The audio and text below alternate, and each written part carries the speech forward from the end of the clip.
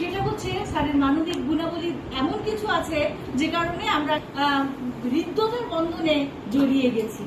তো এই যে জায়গাটি ডাইনামিক অফিসার বটেই, মানবিক যে দৃষ্টিকোণ সেই দৃষ্টিকোণ থেকে যদি আমরা জানি, করোনাকালীন সময়ে স্যার আমাদের নির্বাচন পরিবারের সদস্যদের সকলের কথা চিন্তা করে অক্সিজেন যে সিলিন্ডার, যেরকম আমরা একটা দুর্বিষহ জীবনযাপন করেছিলাম 20, 21, 22-এ, সেই সময়টা থেকে উত্তরণের জন্য স্যার কিছু ভূমিকা পালন করেছিলেন।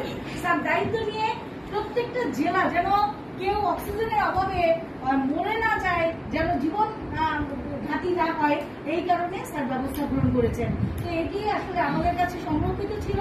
ইতিপূর্বেও স্যার বলেছেন, যারা মানবিক সংগঠন, যারা কাজ করে যে সকল সংস্থাগুলি, সেই সংস্থাগুলিকে এখন যেহেতু আমরা একটা সেই সংকটকাল উত্তরণ করেছি, আমাদের স্বাভাবিক ওয়েতে আমাদের কাছে থাকলে যতটা উপকৃত হবে বা সেরকম কোনো পরিস্থিতি হয়তো তৈরি হবে না, তার থেকে যারা সাংগঠনিকভাবে কাজ করে একটা দুস্থ মানুষের কাছে যদি সেই সাহায্যটি চলে যায়, তাহলে সে আরো বেশি উপকৃত হবে।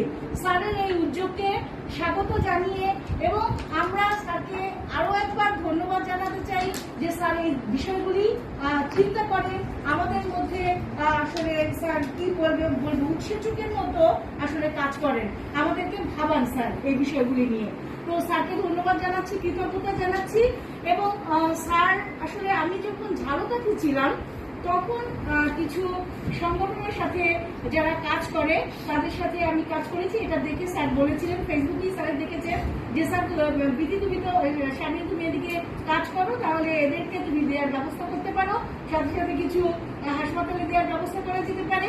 তারই ধারাবাহিকতায় স্যার আজকে আপনি আমাদের এখানে পদতুলে নিয়েছেন। আমরা স্যার সেই কথায় সাড়া দিয়ে আমরা ঝালকাঠি থেকে দুজন সদস্য, ইয়াসের দুজন সদস্যকে আমরা আহ্বান জানিয়েছি এবং স্যার ওরা এসেছে।